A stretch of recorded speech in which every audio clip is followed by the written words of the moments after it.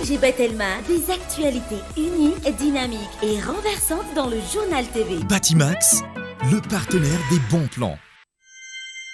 Batimax, la qualité au meilleur prix. Lulchanao ni fampalalam-baovao. 5 filières au choix, paramédicaux, droit, gestion et management, commerce et Prime marketing, manulchawanao ni communication. vavao. Investissez dans une valeur sûre. Choisissez Uprime. Cara, découvrez le goût exotique de la crème de coco. Cara, le spécialiste de la noix de coco. Lulchanao ni fampalalam-baovao. Réalisez votre rêve d'étudier en France avec PEF. Pef manulchawanao ni fampalalam-baovao. Parcours études en France, Cap 3000 Anjar.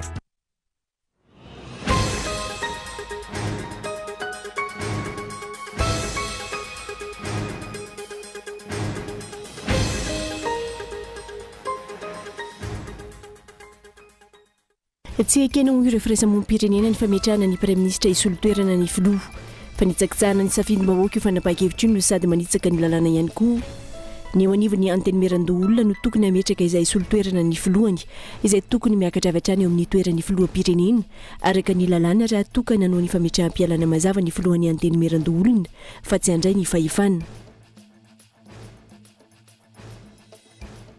Naneo ampabe-maso ny amin'ny tsy fiandaniny amin'ireo kandida izay atrika ny fifidianana filoha-pirenena eto Madagasikara ny fahasivy ny volana novambra 2024 avy izao ny andrimasony FFKM raha ny fehiny fanambarana izay nataon'ny filoha androany.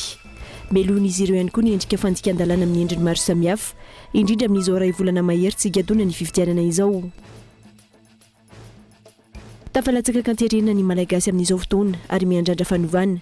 Ireo no isan'ny songadina raha ny faneho-kevitra ireo mponina nandritra ny famelabe-rara-kevitra na raha nadevitra ny arana tamin'ny kandida ho filoha-pirenena Ajo Andriany Anarivelo androany. Nilaza ny kandida Ajo Andriany Anarivelo no ny tsy fisian'ny tanitan-dalàna sy ny tsy fanarahan-dalàna amin'ny endriny maro samihafa no isan'ny mampikirosofahana ny firenena ankehitriny. Niara nisakatsakana ary tsy navela niditra teny amin'ny lapam-panjakana mahazo arivo ny ankamaroan'ny mpanao gazety tamin'ity androany ity raha hitrandraka vaovao nandritra ny fivorian'ny OMC tarihin'ny praiminisitra Tsay Christian. Mpanao gazety vitsivitsy ihany no navela niditra nandritra izany ary nanaovan'ny olafitry ny mpanao gazety fanambarana ka nanameloka ity fihetsika ity. Any ivelany, mety hananika ny roa alina inisan'ireo namony ainy no nitondra drano mahery vaika tao Derna ao avaratra atsinana Libia hoy ny ben'ny tanàna ny antoerana. Mihamafatra eto ny fanetsehana ireo mpamonjy vona nampireo ny arambonina ary avy hatrany ary ny antsipirindreo.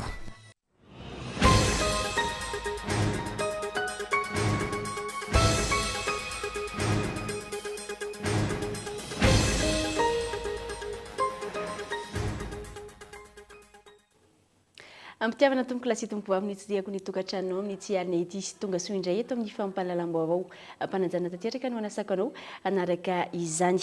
Tsy manana filohan'ny Repoblikan'i Madagasikara hatramin'ny volana Janoary 2024 andraisan'izay olany amin'ny fifidianana ary tsy misy olom-boafidy mitondra eto Madagasikara satria gouvernemanta no tendren'ny filoha teo aloha no mitondra ka raha tsy eo amin'ny toerana intsony ilay nanendry dia tsy manana ny antom-pisiny akory ilay gouvernemanta. Tsy misy antony raha teo ny tsy nametrahana ny filohan'ny anteny meran-doolona eo amin'ny toerany araka ny lalam-panorenana tsy misy fanjakana ny dikan'izany. Matoa an-dahatsoratra. Tsy mbola nisy tato anatin'ny 80 taona ity raharaha ito amintsika ity nefa dia mazava ny voalazan'ny lalam-panorenana rehefa amin'ny fotoam-pifidianana tahaka izao ary lazaina hatrany fa tsy misy krizy eto. Tamin'ny taona 2024 nefa dia nandeha ho azy ny fampiarana ny lalam-panorenana fa ny filohan'ny Sena no nitondra vonjimaika ny firenena. Fa androany dia niforonina daholo izao fihetsiketsehana rehetra izao azony ny kandidany fitondrana tombon-dahiny amin'ny fifidianana.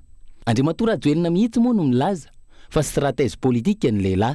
Stratèzy tsy mitondra makaiza nefa fa mitondra maka amin'ny korontana eto amin'ny firenena.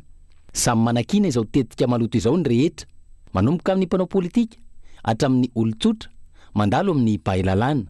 Fa dia tsy rarahindry zareo stratèzy sy ny pombazy izany. Ny loza aza dia vao maika milaza ary zareo fa premier tour dia vita hono ny fifidianana miampangatena toy ny lolo fotsy. Tsy isy velively mantsy izany kandida olany premier tour izany raha tena tany demokratika ary fifidianana tena andeha amin'ny fahamarinana fa dia apetrany ny gouvernemanta anao propagandy ny senisy ny ACC hitanila sy ampandresy azy. Tsy isy anaiky izany nefa. Kandida folo no efa nidradradradra ny tsy fahatokisana ireo androm-panjakana misy ireo. Androm-panjakana tsy manana antom-pisiana akory fa mpisantom-pahefana manao barofo fotsiny. Misy farany ary tsy maintsy ho avy ny farany mialohan'ny fifidianana satria tokony fanjakana ara-dalàna no mitondra ny Madagasikara fa tsy gouvernemanta tolorana fahefana manala baraka ny firenena io. Lazainy zareo fa tsy mila korontana intsony i Madagasikara nefa tery zareo ihany no mampirehitra afo. Samy ho hitan'ny karatra eo moa hoy ny fitenin'ny tanora. Ireo firaisamonim-pirenena ny fametrahana ny praiminisitra isolo-toerana ny filoha fa nitsakitsahana ny safidim-bahoaka io fanapa-kevitra io no sady manitsaka ny lalàna ihany koa. Ny eo anivon'ny anteny meran-doholona no tokony ametraka izay isolo-toerana ny filohany izay tokony miakatra avy hatrany eo amin'ny toeran'ny filohampirenena araka ny lalàna raha tokana noho ny fametraha-pialana mazava ny filohan'ny anteny meran-doholona fa tsy handray ny fahefana. Fanitsakitsahana ny safidim-bahoaka no sady fanosehana ny lalàna velona ny fametrahana amboletra ny praiminisitra isolo-toerana ny filohan'ny repoblika ka tsy azo ekena hoy ny fikambanan'ireo firaisamonim-pirenena misy 3 eto Madagasikara. Araka ny lalàna tsy maintsy olom-boafidy no misolo-toerana ny filohan'ny repoblika rehefa mametra-pialana amin'ny fifidianana manaraka ny tenany. Fanodikodinana ny lalàna ny mifanohitra amin'izay indrindra no ataon'ny fitondrana ankehitriny izay nanindry avy hatrany ny praiminisitra isolo-toerana ny filoha ifehezana sy hanaovana jadona amin'ny androm-panjakana sy ny sehatra rehetra. Antony sy andraikitra lehibe ny nanomezana lalam-panorenan'ny filohan'ny anteny meran-doholona izany hoe olom-boafidy ho lasa filoham-panjakana mpisolo-toerana miantoka ny fampiodinan-draharaha rehefa mametra-pialana na tsy afaka manatanteraka ny andraiky ny filoham-pirenena. Ny fanomezana andraikitra ny gouvernemanta itambarana izay hoe olom-boatendry tsy nomen'olom-pirenena fahefana tamin'ny fifidianana dia fanimba vivana ny safidim-bahoaka ary tsy ara-dalàna raha toa ka mbola misy olona afaka mandray andraikitra eo anivon'ny anteny meran-doholona. Rehefa nandà ny andray ny fahefana ho filoham-panjakana mpisolo-toerana ny filohan'ny anteny meran-doholona ankehitriny dia tokony miala avy hatrany satria midika ho fitsipahana ny andraikitra napetraka taminy koa izany. Iteraka savorivory eto amin'ny firenena mialoha mandritra ary aorian'ny fifidianana ny fanapa-kevitra io raha ny fanambaran'ny firaisamonim-pirenena ihany. Mitaky ny amerenana ny fahefana amin'ny filohan'ny anteny meran-doholona noho izany izy ireo. Foto-kevitra lehibe nahatonga ny fanerenan'ny filoham-pirenena amperinasa mba hametra-pialana 80 andro mialohan'ny fifidianana ao amin'ny lalam-pandrianana malagasy ny azahoana antoka fa tsy hibaiko intsony izay mitarika ny raharaha-panjakana isan'ambaratongany mandritra ny fotoam-pifidianana izy ka tonga ny fampiasana ny hery sy ny fahefana ary ny fitaovam-panjakana ary hitarika fitanilana avy hatrany amin'ny voka-pifidianana. Noho izany, raha tiana ilamina ny fifidianana ary tsy izy fanoherana ny voka-pifidianana ka hitondra ampahalemena izany ny filohalany eo dia tandrovana io foto-kevitra fototra io ary averina amin'ny filohan'ny anteny meran-doholona fahefana ho filoham-panjakana mpisolo-toerana. Tsy aneky ny fanomezana fahefana olom-boatendry na ny gouvernemanta hitambatrana ny firaisamonim-pirenena raha ny fanambarana hatrany.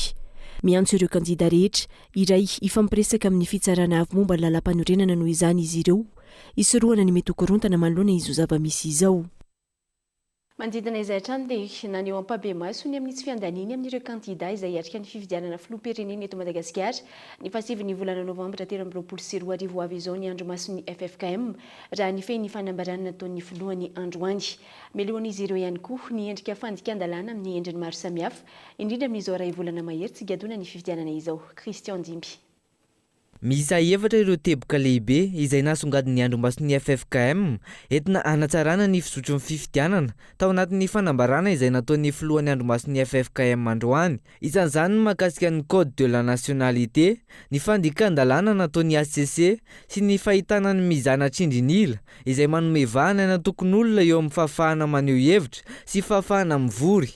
Ankoatra izay, nanamafy ihany koa ny andromason'ny FFKM fa tsy miandany amin'ireo kandida hiatrika amin'ny fifidianana filoham-pirenena ity andromaso ity. Voalohany indrindra aloha zany apetraka mazava fa ny FFKM tsy miandany na amin'iza na amin'iza.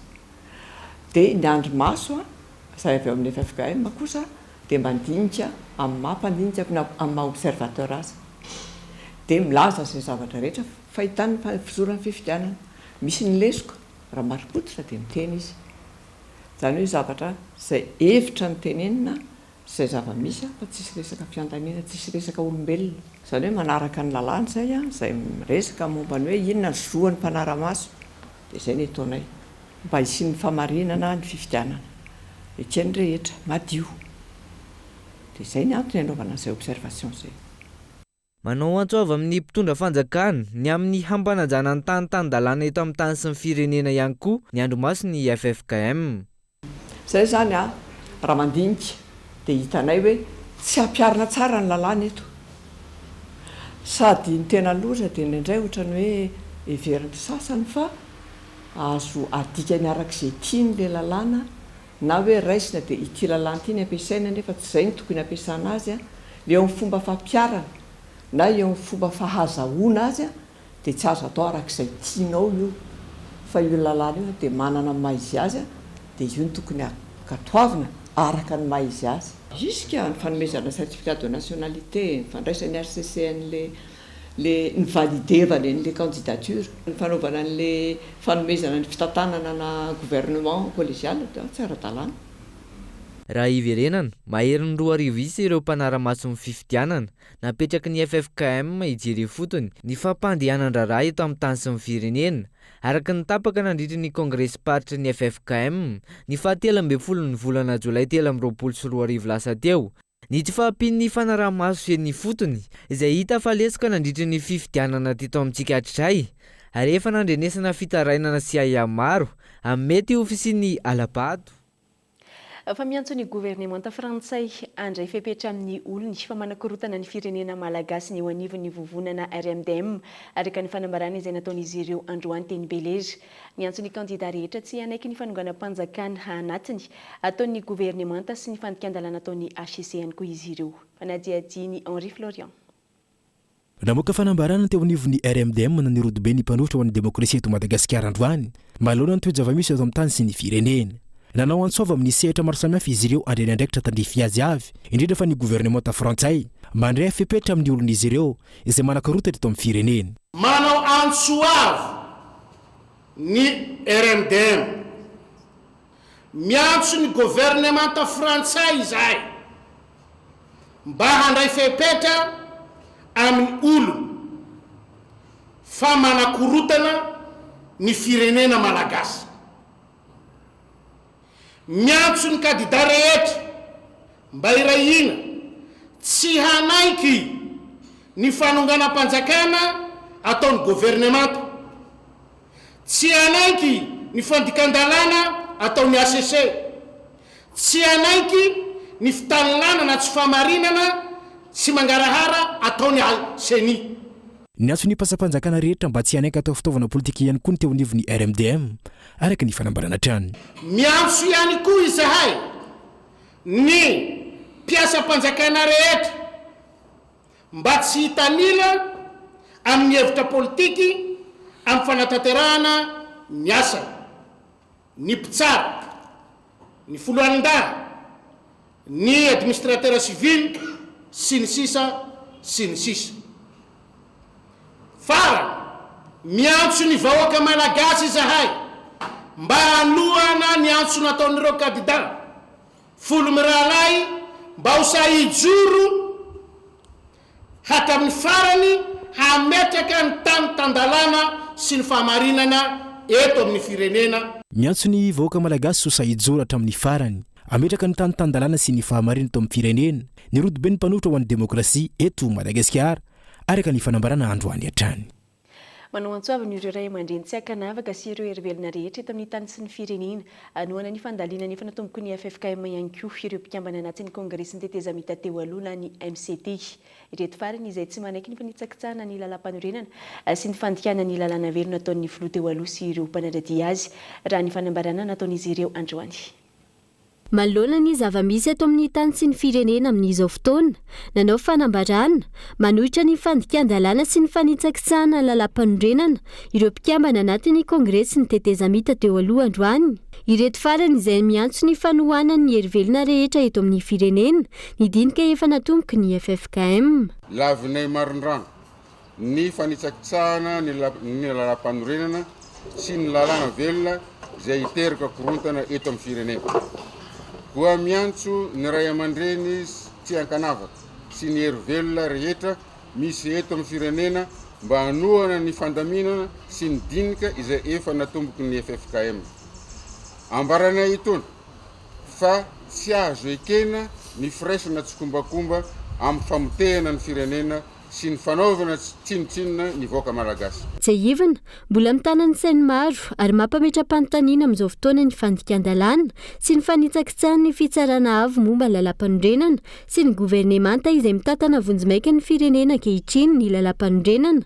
Ireto mpikambana anatin'ny kongresy ny teteza mita teo aloha ireto izay naneho ny aiainy ihany koa ny amin'ny mety ho fitongilanana na tsy fangaraharaha ny famoahana ny voka-pifidianana malohana izay tsy fanaran-dalàna atao ny fitsarana avo momba ny lalam-panorenana izay. Mahakasika ny fitsarana avo momba lalam-panorenana izay hatrany dia miezaka ny manadio tena amin'ireo karazam-panazavana maro samihafa ny filohan'ny HCC amin'izao fotoana nandritry ny tafany nataony ho an'ny mpanao gazety androany eo anatrehan'ireo tsy fanaran-dalàna ka miteraka fanakianana sy tsikera izay mahazo azy ireo momba ny zava-misy eto amin'ny tany sy ny firenena. Tsy anjaran'ny HCC hoy ny filohan'ity androm-panjakana ity ny manao fanadihadiana momba nahazoany Andry Rajoelina ny certificat de nationalité na efa tsy tokony hisetraka izany azy izy. Ny tolakandro teo nanatanteraka evana ndresaka ho an'ny mpanao gazety ny teo anivon'ny fitsarana avo momba ny lalam-panorenana eo tamin'ny alalan'ny filohan'ity androm-panjakana ity Tetsy Ambohidahy. Nandritra izany no nasainy ny laza fa miendrika fanaratsiana sy fambolena korontana eto amin'ny firenena ny fanambarana izay nataon'ireo kandida miisa 10 ny andron'ny omaly. Tsy mitombona avokoa ny voalazan'ireo kandida ireo raha ny fanazavana hatrany. Nolaviny ihany koa fa tsy manara-dalàna ny nametrahana ny gouvernement collégial.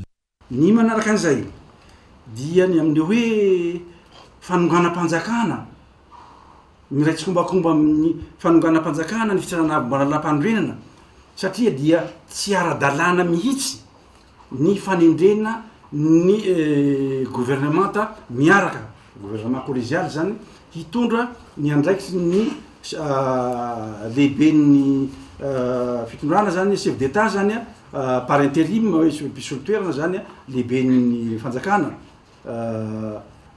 bisolo toerana hoe tsy ara-dalàna hono izany zavatra zany. Mialatsiny aho fa dia tena lavinay dia lavinay tokoa izany zavatra. Ahoana moa no azo anay hanao zavatra tsy ara-dalàna amin'ny zavatra lehibe sy goavana ary ambony indrindra tahaka zany zavatra zany. Lambarany ihany koa manoloana ny fahafahan'ny filoha teo aloha Andry Rajoelina mirotsaka fidiana fa tsy manana fahefana tsy manaiky ny firotsako fidiana ity farany izy ireo. Raha toka feno ara-dalàna ny antota taratasy miisa 10 izay notakina tamin'ny firotsako fidiana. Tsy anjaran'izy ireo ihany koa raha ny fanazavany manadiady momba ny certificat de nationalité izay azony Andry Rajoelina na efa tsy tokony azo izany aza izy. Amin'ireo taratasy 10 ireo dia ao zany rehefa ao ny certificat de nationalité na ny taratasy manamarina zany avy any amin'ny fitsarana ambaratona voalohany hoe malagasy olona io dia tsy anjaranay ato amin'ny fitsarana avo mbana lalam-panorenana no hanadiady na tsy hino ny fahamarina zany certificat de nationalité zany satria zany certificat de nationalité zany dia heverina toy ny marina raha tsy misy profo hafa ilazana fa diso io.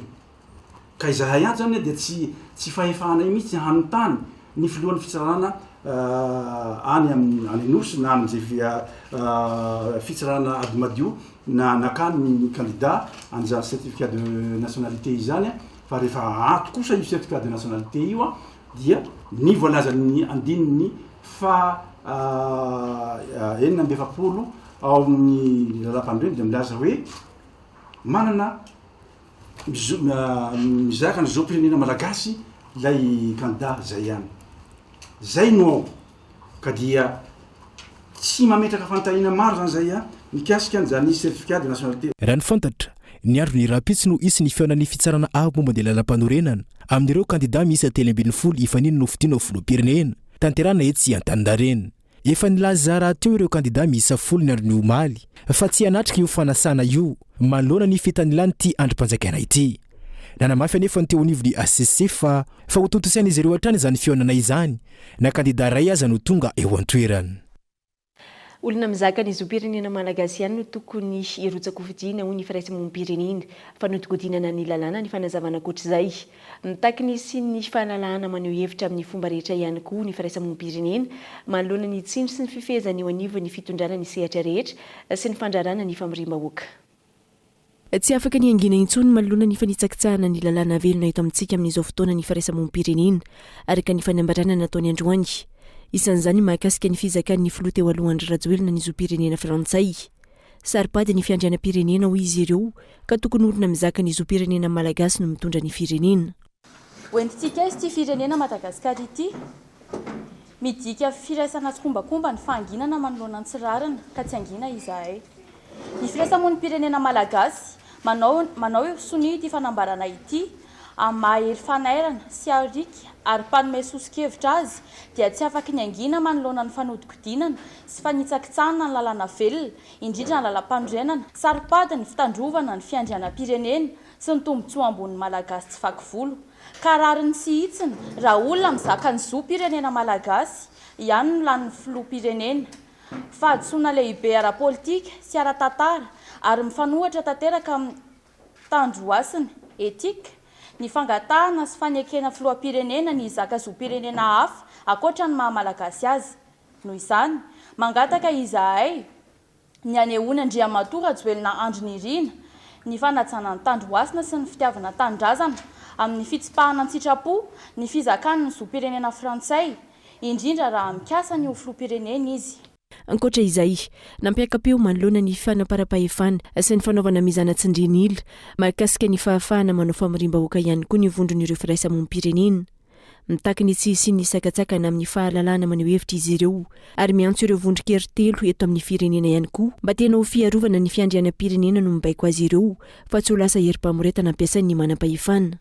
Aza asiana sakatsakana ny fahalalana aneho hevitra sy amoro olona amin'ny toerana sahaza izany na ankalamanjana na amin'ny toerana voatokana satria mila sehatra ahazoana amin'ny fampiainy malagasy mba ahafahany manao safidy voalanjalanja araka ireo programanasa atolotry ny kandida na platsaka hovidiana rehetra. Manao antsoavy noho izany ny firaisamonim-pirenena mba handray ny andraiky ny tandrify azy ny rehetra ho fiarovana ny tombotsoa ambony sy ny fiandrianam-pirenena ho fampanajana ny tany tandalana ary mba hisorohana ny loza mitatao sy ny krizy-pifidianana anatin'ny herisetra sy korotana.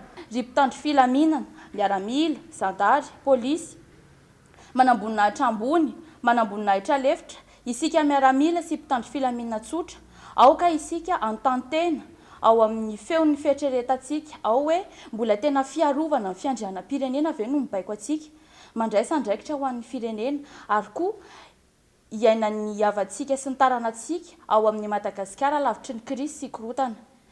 Notsindrin'ny firaisamonim-pirenena ihany koa fa izaka ny alahelo ny malagasy manoloana ny tsy fihetezana maro lafy amin'izao fotoana ireo androm-panjakana sy rafitra ary ireo olona manana andraikitra amin'ny fikarakarana ny fividianana raha tsy mitandrina sy mampiatra ny marina.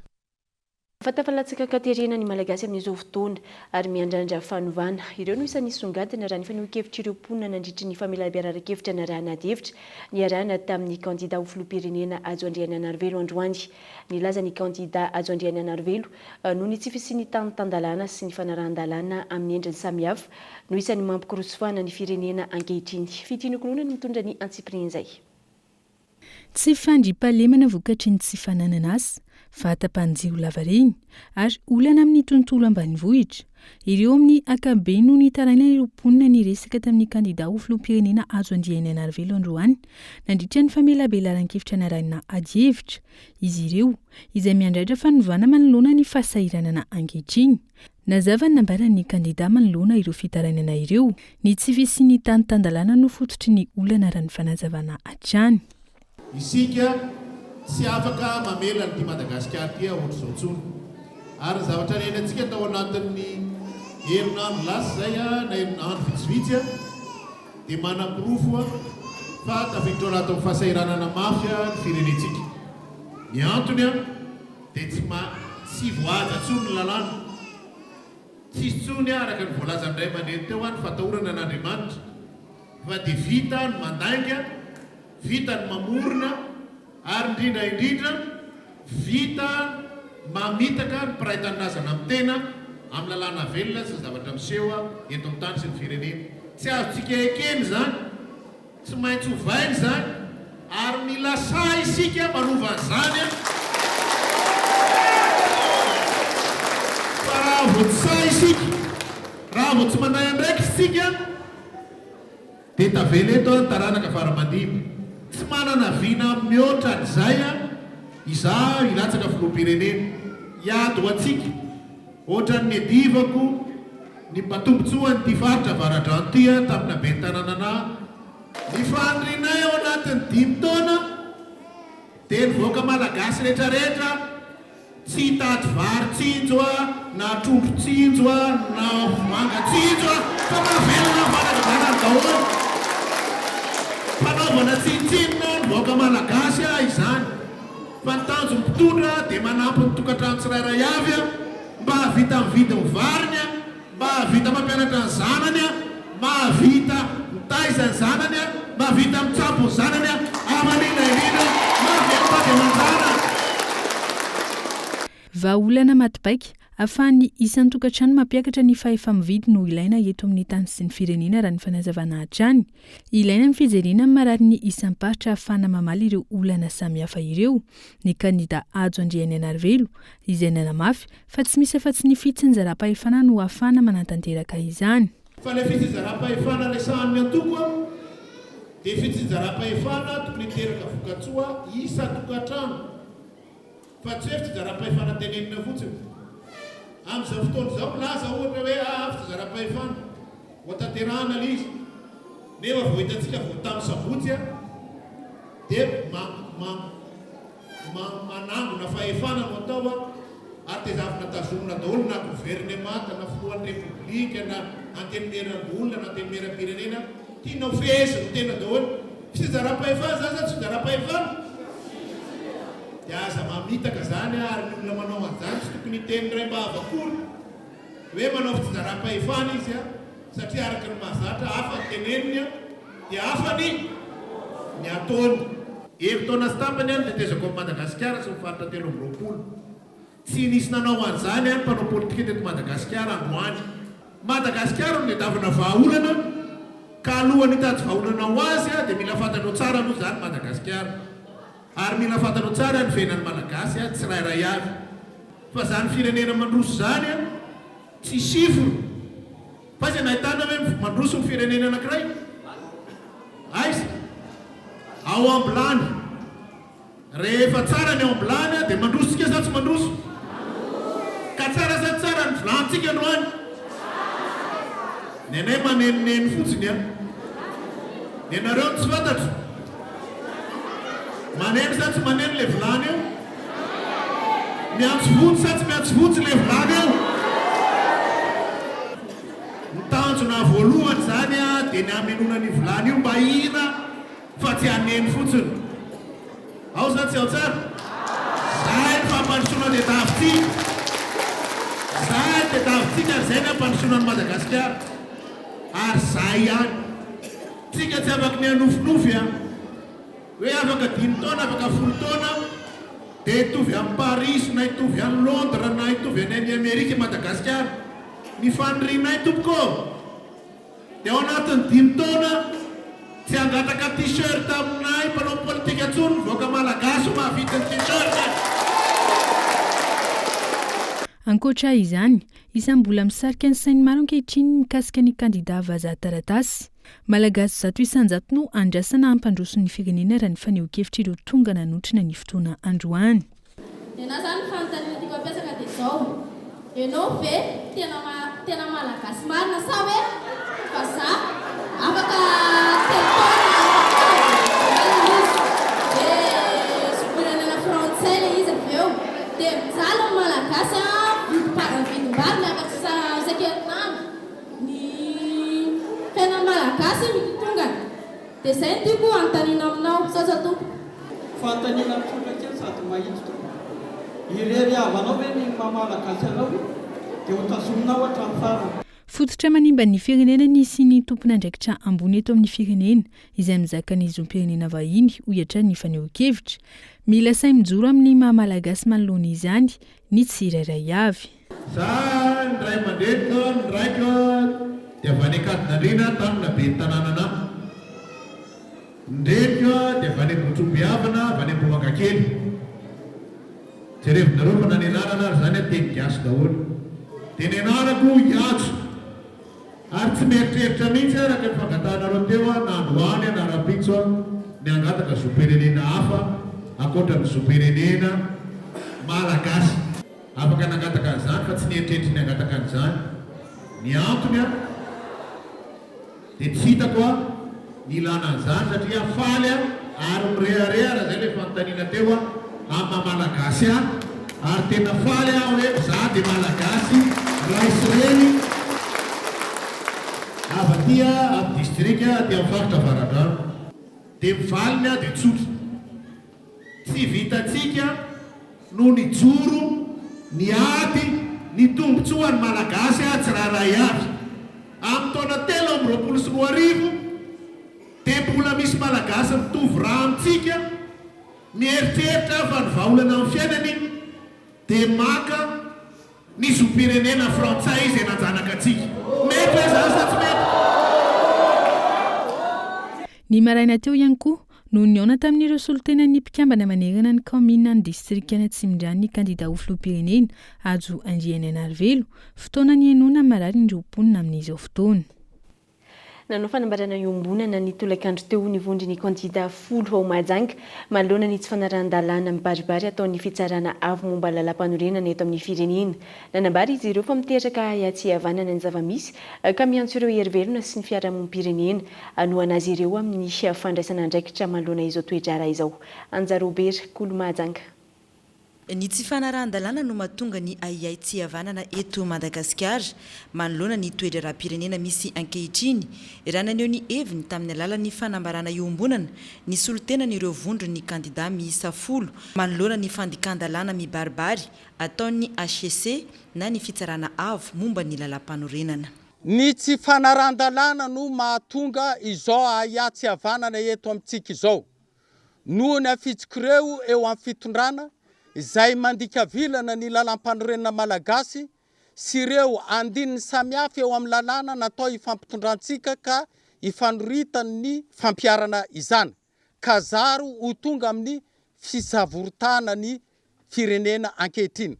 Teboka maromaro noho izany no nivohitra ka anisan'izany ny fanamelohan'izy ireo ny fanapahan-kevitra izay noraisin'ny fitsarana avo momba ny lalam-panorenana manoloana izao toedraram-pirenena izay mampisavorovoro eto Madagasikara izao.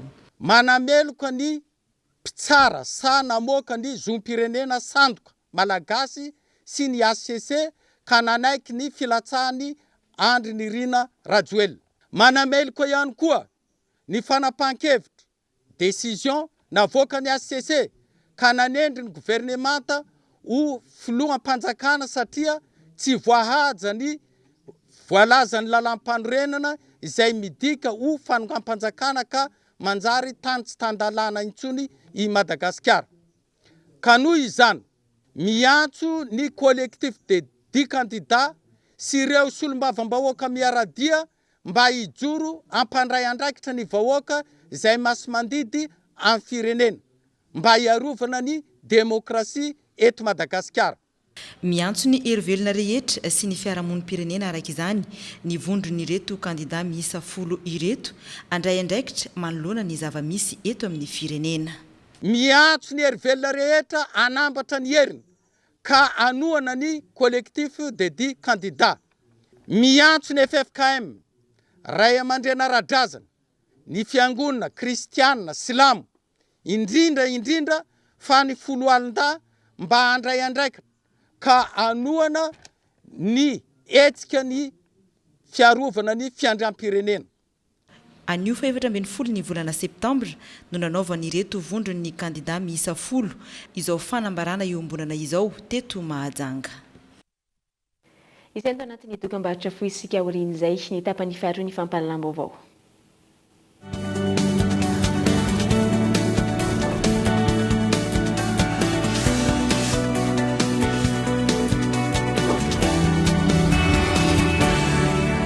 Nous avons exactement la recette dont tu as besoin. Mais d'abord, une bonne dose de crédit d'appel national, international, des SMS. Rajoute de la data. Encore. Voilà. Tu mélanges, c'est prêt. First Premium Plus, le mix parfait pour rester connecté. À 15 milliards seulement. Tape le dièse 322 étoile 92 dièse.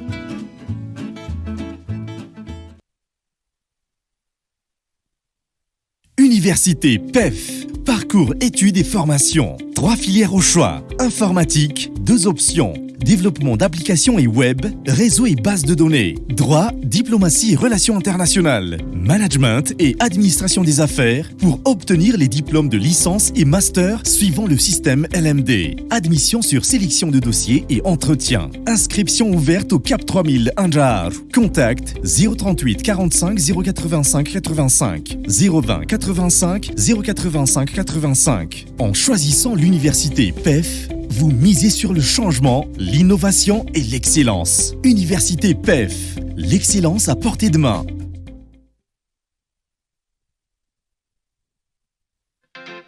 Ny loko algo, loko azo antoka amin'ny kalitao egyptienne. Mora mandray, mandrakitra tsara ary manaja ny tontolo iainany. Loko algo, misy alo, aloil, ary antirouille. Izay natao ho takatry ny fahefa-mividiny rehetra. Hita eny amin'ny mpivarotra mahazatra anao. Algo manaraka ny iso, algo ny kalitao amin'ny vidiny mirary. Telma est fière d'accompagner l'UPRIM dans l'accomplissement d'une mission commune pour que chaque étudiant malagasy compte. Baobab Banque Madagascar et l'université UPRIM forment un partenariat solide depuis 9 ans. Ensemble, libérons le potentiel de l'UPRIM. Tananamano Madagascar et UPRIM, main dans la main pour l'éducation de nos jeunes paramédicaux à Madagascar. Ensemble, rallumons la flamme de l'éducation à Madagascar. UPRIM a été l'un des pionniers du système éducatif à avoir été convaincu de la solution MVOOL. Nous nous engageons à maintenir cette collaboration fructueuse et à façonner ensemble un avenir éducatif brillant et sans limite. Vous aussi, décidez d'avancer aux côtés des grands. Rejoignez UPRIM. 5 filières au choix. Paramédicaux, droit, gestion et management, commerce et marketing, communication. Investissez dans une valeur sûre. Choisissez UPRIM.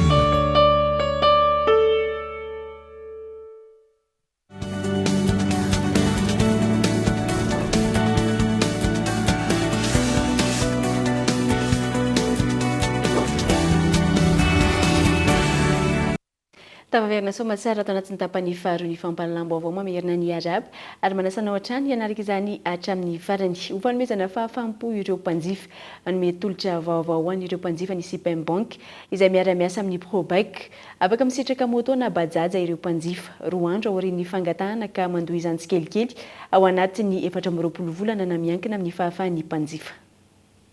Vokatry ny fiara-miasa amin'ny Probec afaka mahazo moto arak'izay safidiny sy bajaja ireo mpindrambola amin'ny CPM Bank ary ao anatin'ny 3 andro monja farafahakeliny dia azon'ny mpanjifa izany. Afaka mamerim-bola anatin'ny 420 volana ny mpanjifa ary afaka mamerina alohan'izay ihany koa miankina amin'ny fahafahany. Ny CPM Bank sy ny Probec dia nanao fifanarahana zany ahafahana misitraka ny moto sy ny tuk-tuk izay vokarin'ny Probec reto izy reto le tuk-tuk sy moto dia tolotra ho an'ny mpandraraha malagasy sy ny orinasa malagasy ary ihany koa nefany ho an'ny particulier na olon-tsotra izay te hividy moto zany. Mampiavaka an'le fifanarahana ny Probec sy ny CPM Bank moa zany dia afaka mividy an'ireo moto sy tuk-tuk ireo ny mpanjifany amin'ny alalana fampindramam-bola izay tolotry ny CPM Bank ho an'izy ireo. Fampindramam-bola amin'ny tahanjanam-bola miavaka moa zany mazava ho azy sy amin'ny antota-tasy tsotra dia afaka misitraka ny izay le mpanjifa. Isan'ny mampiavaka ny CPM Bank ny fahafainganana amin'ny famoahana findramam-bola indrindra ho an'ireo mpandraharaha sy orinasa malagasy. Amin'ity tolotra vaovao miaraka amin'ny Probec ity ao anatin'ny 27 ora monja na 2 andro dia efa mivaly ny fangatahana ary afaka mivoaka avy hatrany ny vola. Tsy ho an'ny mpandraharaha na orinasa ihany ity tolotra vaovao ity, afaka misitraka izany ihany koa ny rehetra. Piasa izy raha piasa amina orinasa zany hoe salarié dia miankina amin'ny karama moa mazava ho azy ny fahafahany mamerina ny vola anatin'ny inona moa zany fitena zany réglementation normale mihitsy hoe 33% ny tany afaka atao amerenana ny vola na quantité accessible zany. Raha ohatra indray izy ka mpandraharaha na orinasa moa zany no mindrina an'le vola dia miankina amin'ny fahafahany mamerim-bola ihany koa. Donc miankina amin'ny firoboroboan'ny orinasany sy ny comptabilité raha ataontsika amin'ny teny teknika sy ny capacité d'endettement sy ny capacité de remboursement. Fa miankina amin'izay foana koa zany ny safidianany an'le délai de remboursement hoe ny alohako vetivety satria manana fahafahana na alohako 420 volana ohatra dia manamaivana an'le fandaovana famerenam-bola zany zay. Dia ivona efa 30 taona zay ny CPM Bank no nanohana sy nanampy ireo mpandraharaha sy orinasa malagasy. Antony nahatonga azy ireo isafidy ny anafainganana ny fikarakarana ny findramam-bola. Iverenantsika ny tontolo politika dia manoloana ny fiazakazaky ny toedrara politika ankehitriny. Nitondra fanazavana ny tena zava-misy marina manoloana ireo fanambarana miseho etsy roa ireny. Ny iray tamin'ireo kandida izay nilatsaka fidiana ho filoham-pirenena Tahina Razafinjoelina. Nitondra ihany koa ny fanazavana ny antony mampitambatra azy ireo raha nandalo tao Fianaran-tsoa. Sanatria tsy filambany no ataon'ireo kandida ireo fa kosa mitaky ny fanajana ny lalàna. Aingorakotiny irina kolo Fianaran-tsoa. Valalana sy toa velona yaha amin'ny mety isinikorontana amin'izao toedrara politika izao ny akamaroan'ny olona raha mijery ety ivelany ny zava-misy eto amin'ny firenena. Toa maro tokoa mantsy ireo tsy fanaran-dalàna miseho tatoato izay ary saika itovizan'ireo kandida raika amin'ny folo mitambatra ny tokony anajana ny lalàna izay. Firaisambean'ny fiangonana rehefa nanameloka mivantana ny tsy fanarahan-dalàna tamin'iny raharaha satria hitantsika vaovao fa niseho tamin'ny sary ny filohan'ny androm-panjakana izay tokony nandray ny fitondrana izay sady salama saina no salama vatana. Nefa raha ny lalam-panorenana ny jerena dia tokony izay incapacité tsy fahafahana ara-tsaina ara-batan'izay ihany no ahafahany miteny hoe tsy afaka ny hitondra izay ny tokony ho izy. Ka dia ianao manontany hoe inona moa tokony atao miray inona aloha izao ny kandida rehetra ny ampiray indray izao ny folo raika ambin'ny folo izy izao atreto dia mbola misy anankiray zany mbola miaradi maniry hoe ka raha tsy mitambatra ireo 12 reo zay zany ny antso misy atsika izao raha tsy mitambatra ireo 12 reo tsy afaka maka fanapa-kevitra andao sotomina avokoa andao iroso satria mety efara amin'izany izy ity satria fa tsy maintsy feno ny 12 ary zay no condition tokana angatahana hoe raha feno ny 12 dia miara mandeha makeny amin'ny fitsarana avo miara misintona tavela olotokana ny eo asa zay hotoyany fa zany zany aloha no ataoko hoe rindran-damina satria mazava ho azy fa rehefa manontany ny olona dia ikorotana ve nareo tsisy maniry korotana neto sao dia eritreretany olona hoe maniry korotana ary zay folona raika ambin'ny folo rahalamy manao simiany tsia. Tsy misy mahazo tombontsoa ny mety isiany korontana raha toa ka samy manaja ny lalàna ny rehetra. Ny zavatra angatanay dia tsy misy afa-tsy fanarahan-dalàna tsy misy filambaniny eto tsy olombelona tsisy miteny hoe ianona janona na ianona toizany fanarahan-dalàna rehefa feno zay dia afa-pozahay satria ny olana dia zao hoe atsofoka tsikelikely no tsy fanarahan-dalàna dia raha manohy am'zofikazy dia mandeha mielehibe isika vahoaka tokoa no tompon'ny teny farany sy tompon'ny fahefana koa aoka isika haiaino sy amantatra ny tena zava-misy marina fa tsy hinanam-bolony mba hanjaka ito amin'ny firenena tokoa ny rariny sy ny hintsiny. Fa niarany sakatsakana ary tsy navela niditra teny amin'ny lapam-panjakana Mazoarivo ny akamaroan'ny mpanao gazety amin'ity androany ity raha hitrandraka vaovao nandritra ny fivorian'ny OMC no tarihan'ny Prime Ministre Tsay Christian. Mpanao gazety vitsivitsy ihany no navela niditra nandritra izany ary nanaova ny olavitry ny mpanao gazety fanambarana ka nanameloka ity fihetsika ity. Anao ezaka hampisy ny filaminana ny OMC mandritra izao vanim-potoana ny fifidianana izao ny Prime Ministre araka ny angom-baovao. Fanadihadiny Henri Florian. Tamin'ity androany ity nanatanteraka fivoriana tena anivon'ny lapam-panjakana Mazoarivo ny teo anivon'ny OMC na ny organe mixte de conception izay notarian'ny Premier Ministre Tsay Christian sy ny ministre tompony ndraikitra voakasika izany. Raha nihita androany maraina navakavahana ny mpanao gazety na vilahiditra tena an-toerana hanatanteraka ny asa fanangolam-baovao.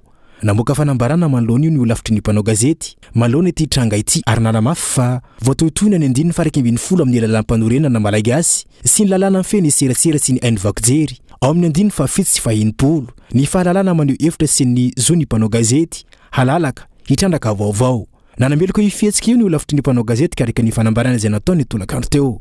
na mafisiny OGM atrany fa asa masana ny andraketa ny mpanao gazety dia ny ampisitraka ny zo fototry ny olom-pirenena azo voamarina sy voamarina ary azo amarinina na inoninona ny orinasa gazety sy ny fironana politika ny orinasa gazety iasany. Araka ny tafa izay natao tamin'ireo tompon'andraikitra teny anivon'ny vavahady fidirana, ny Premier Ministre lehiben'ny gouvernement Tantsay Christian no nanome baiko fa ireo mpanao gazety vitsivitsy sy izay notsingaina ihany sy efa voafaritra mialoha ihany no afaka niditra tena toerana. Napetraky ny samy mpanao gazety araka izany ny fiara-miasa ka ny fampizarana ny vaovao tena toerana ny rehetra izay tokony ho fantatry ny vahoaka malagasy sy tsy vaky volo. Taorian'ny fiaonana teo anivon'ny OMC ankilany no nanamafisany Premier Ministre fa hanao ny ezaka rehetra antontosany fifidianana izy ireo ao anatin'ny filaminana ny OMC nasionaly. Nanentana ny olom-pirenena ho tony izy ireo ary manao antsava amin'ny mpanao politika sy ireo kandida ho filoham-pirenena mba ho tompona andraikitra amin'ny filaminana sy ny fandriam-pahalemana. Betsaka ny fampiresana mahakasika an'izany fa toky nomenay eo anivon'ny OMC national ny mahakasika ny isiny zany fitoniana sy fandriam-pahalemana zany amin'ny fiatretsika ny fifidianana ho avy zao. Ny dinina ihany koa nandritra an'izao fivoriana OMC zao ny fandaminana ny fiainam-pirenena amin'ny ankapobeny. Fantatsika tsara fa io ny fifidianana kanefa kosa io ihany koa ny fiarahamonina tsy maintsy arindra alamina, io ihany koa ny fandriam-pahalemana amin'ny tanàn-dehibe, ny fandriam-pahalemana sy filaminana any amin'ny faritra maro isan-karazany, any amin'ny tontolo ambanivohitra ihany koa sy izay ambana rehetrarehetra mety iseho amin'izao vaninandro ohatran'izao satria tsy fotoana anaovana fifidianana fotsiny zao fa fotoana ihany koa izay tsy maintsy ijerena ihany koa ny fiarahamonina fa indrindrindra ihany koa izay mety ambana maso karazany izay mety anaovan'ny sasany fanararaotana amin'ny fotoana ohatran'izao. Porofo ny zava-misy androany fa misy eo amin'ny endrika maro samihafa ny fainitsikitsahana ny lalàna velona eto amintsika ary ampiasain'ny mpitondra amin'ny mametimety azy avokoa ireo lalàna maro samihafa. Manodidina ny fifidianana izay hatrany dia miisa 770 amin'izao fotoana ireo fiarahamonim-pirenena mpanaramaso ny fifidianana nahazo ny fankatoavana tamin'ny senina ny vao miara-mahaleo tena misahana ny fifidianana ho an'ireo mpanao politika izay efa nisahana ny fanaramaso ny fifidianana teo aloha. Ny fanjakana ihany no mpanaramaso tonga ny fotony raha ny fanazavana ka any amin'ireo faritra tsy misy mpanaramaso no anaovana ny fangalaram-bato ny rarana Efson. Atreto, mbola ny fanjakana irery ihany ianao mpanaramaso ny fifidianana tonga eny fotony raha ny fanazavana voaray. Ireo mpanaramaso F eny amin'ireo tontolo andrenivohitra ihany no afaka manao izany. Vokany, any amin'ireo faritra tsy afaka anaovana fanaramaso ny fifidianana no anaovany ny olona ny fangalaram-bato mandritra ny fifidianana. Fanaramaso ny fifidianana io ane raha ny tena marina izy io misy mikimaky ihany ao anatiny. Zahay tamin'ny fotoanandro dia efa nanao ny fanaramaso ny fifidianana fa ny akabiaza ny mpanaramaso ny fifidianana dia amin'ny tanàn-dehibe zay ihany ny voasahany fa tsy manana fitaovana hoentina midina hatrany amin'ny farany ambany indrindra. Dikan'izany zany zay tanàn-dehibe ihany ny voasahany fa ny any amin'ireny tanàna madinika tany lavitra indrindra reny dia tsy hita dia any amin'ireny eny nanarotany mpangalabato sy ny mpanao osika amin'ny resaka fifidianana dia zany no zavatra manahirana ka raha mpanaramaso nandao atao hoe arivo ara no isany. Mila fanovana ny faritra sy ny fipetraka ny fanaramaso ny fifidianana raha tiana isy ny fifidianana madio sy mangarahara raha ny fanazavana ireo mpanaramaso ny fifidianana teo aloha.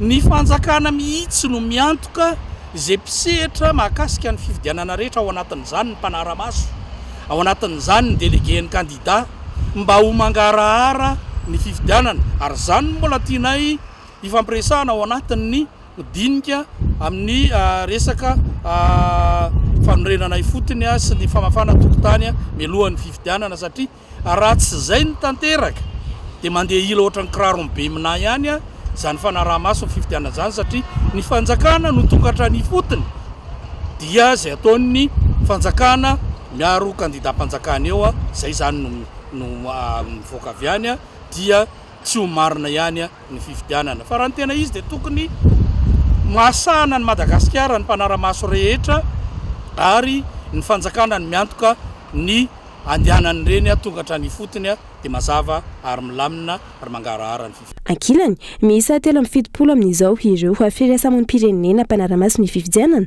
nahazo ny fankatoavana tamin'ny CSENI na ny voametra maleo tena misahana ny fifidianana. Raha oharina tamin'ny taona 2024 nahitana fiakarany ny isan'ireo mpanara-maso ny fifidianana saingy tsy ampy ireo raha ny zava-misy amin'izao fotoana no jerena.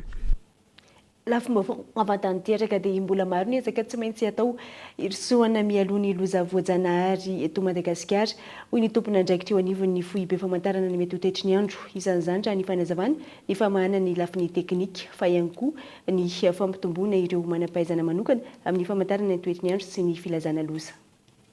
Mbola lavitra ny ezaka ho an'ny Madagasikara eo amin'ny lafiny fampahafantarana mialoha ny loza voajanahary mety iseho ahafahana misoroka ny fahafatesana sy ny fanimban-javatra hoy ny tompona andraikitra avy eo anivon'ny sampana foibe famantarana ny toetry ny andro na ny meteo. Antony maro ny fanazavana no mahatonga izany. Ary ho an'ny meteo manokana dia tena be ny ezaka na eo amin'ny lafiny teknika zany mbola tsy ampy ny toerana fitiliana toetrandro. Hitanareo fa famelam-berahana atao karamaritra nareo fa mbola be tsy ampy. Mbola tsy ampy kotsika amin'ny lafiny teknika zany tsy ampy kotsika amin'ny lafiny ara-olona satria raha tena metraka n'izany fampitandremana nareo zany mila olona mafy tsara zany atao fampitandremana toetrandro filazana loza mafy tsara koa amin'ny fikojakojana fitaovana rehetra zany.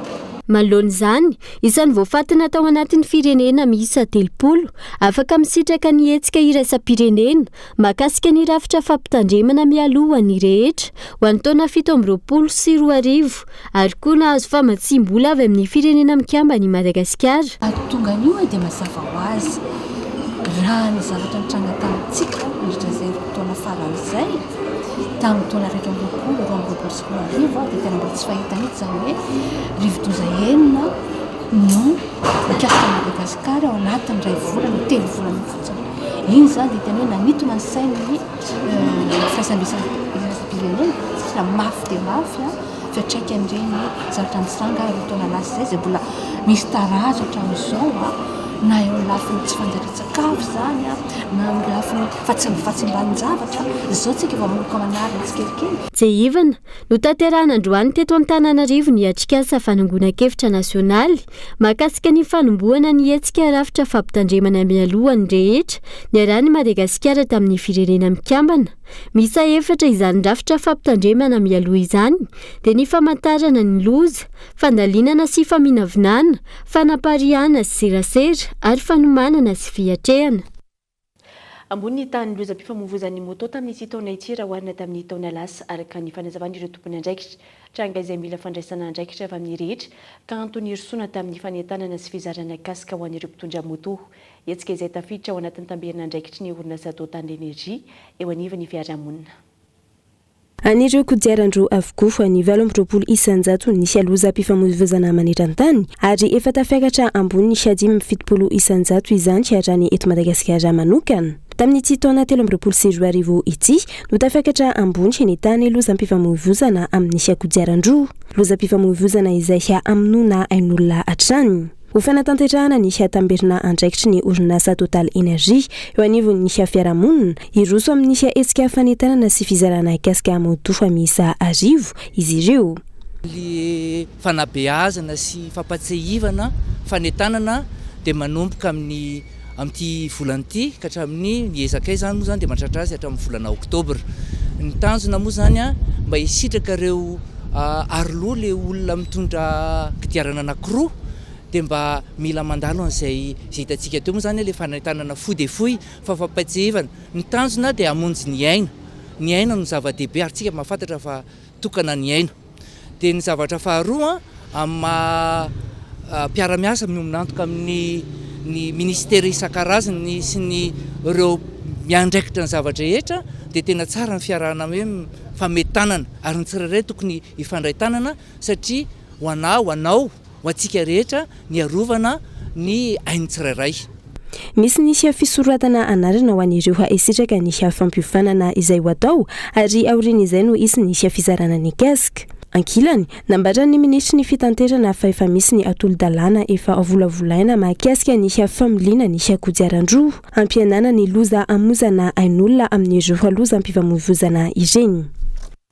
Amin'ny maresaka avy any ivelany mety hananika ny roa alina ny isan'ireo namony ainy no ny tondra-drano mahery vaika tany Derna ao avaratra atsinanan'ny Libia hoy ny ben'ny tanàna any an-toerany miamafy hatreto ny fanetsehana ireo mpamonjy vona hanampy ireo ny ary-ambony isan'ny efa nampilaza ny andefa fanampina avy aminy Allemagne, Roumanie, Finlande ary ny Commission Européenne. Tombanana ny 200,000 ao Derna, tanan-dehibe ao atsinanan'ny Libia izany hoe mandidina ny 2 alina ny mponina namony ainy no ny tondra-drano mahery vaika hoy ny ben'ny tanàna ho an-toerana. Manjavozavo hatreto raha ny antotanisa ofisialy navoaka mombizay izay miovaova isaky ny tompon'andraikitra. Raha efa 703 ohatra ny nambara mpitondra teny ministry ny atany Omaly. Ministra ihany no nilaza mifanohitra amin'io raha vitsy taty aoriana ary nanamafy fa 4,703 ireo namony ainy. Ambony lavitra noho izay ankilany nambara ministry ny fahasalamana ny alatsinainy lasa teo izay namafy fa manodidina ny 2 alina ireo namony ainy. Raha ny sary azo avy amin'izany bolana, rava ny trano sy ireo fodravitra ary tsy tazana intsondry hatramin'ny lalana mamakivaky ny tanàn-dehibe. Ankoatran'ny ao Derna, tanàna maro manodidina ihany koa no voakasika saingy maivana kokoa ny fahavoazana. Ny mponina amin'ireo toeran'ireo izay nanamafy fa tsy mbola nisy ny fahatongavan'ireo tompona ndraiky mpanjakana ho an-toerana. Ireo mponina izay mahatsiaro very tsy misy mpiama manoloana ny fahavoazana amin'izao fotoana. Au milieu des ruines. Mifarana indray ny fampahalalam-baovao akasitrahana feno ianao nanaraka izany hatramin'ny farany mba amin'ny fotoananao amin'ny ragnam-pitso amin'ny ora mahazatra. Mandra-piona tompoko.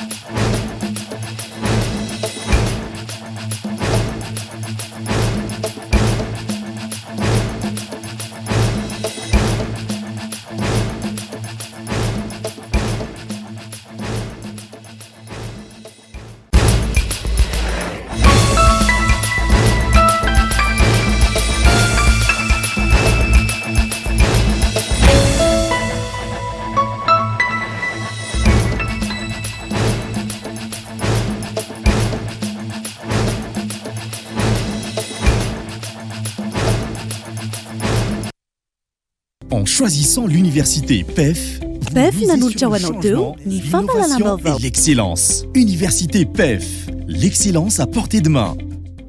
Cara, découvrez le goût exotique de la crème de coco. Cara, le spécialiste de la noix de coco. Vous a présenté Nivavo. 5 filières au choix, paramédicaux, droit, gestion et management. Investissez dans une valeur sûre.